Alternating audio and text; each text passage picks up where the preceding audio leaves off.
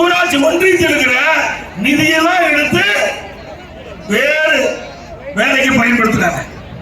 நீங்க ஊராட்சி நிதிகளை எடுத்து வேறு திட்டத்துக்கு பயன்படுத்தினா அந்த ஊராட்சி இருக்கிற மக்களுக்கு எப்படி அடிப்படை தேவைகள் நிறைவேற்ற முடியும்? குடிநீர் வசதி கொடுக்கணும், சாலை வசதி கொடுக்கணும், தெருவிளக்கு செய்யணும், கழிவுநீர் வெளியேற்றணும், குப்பை அகற்ற வேண்டும். இதற்காக நிதி தேவை.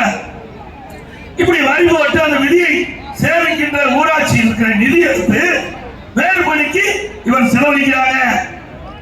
இது மக்களை வஞ்சிக்கின்ற செயல். திராவிட முன்னேற்ற கழக ஆட்சியில் இப்படிப்பட்ட செயல் வன்மையாக கண்டிக்கத்தக்கது. இதுவரை எத்தனையோ அரசாங்கம் வந்திருக்குது. எந்த அரசாங்கமும் உள்ளாட்சி நிதி எடுத்து வேறு பணிக்கு செயல்படுத்தியது கிடையாது. ஆனால் விடியா திமுக அரசாங்கம் இன்னைக்கு மக்களுக்கு தேவையான அடிப்படை வசதிகளை செய்வதற்காக இருக்கின்ற ஊராட்சி நிதி, ஊராட்சி ஒன்றிய நிதி எடுத்து வேறு பணிக்கு செலவு செய்வது எந்த விதத்தில் நியாயம்? எப்படி மக்களுக்கு அடிப்படை தேவைகளை பூர்த்தி செய்ய முடியும்? இதை மக்கள் எண்ணி பார்க்க வேண்டும். அது மட்டுமல்ல, இன்னைக்கு அனைத்து இந்திய அண்ணா திராவிட முன்னேற்ற கழக ஆட்சி இருக்கின்ற பொழுது நிறைய திட்டங்களை கொண்டு வந்தோம்.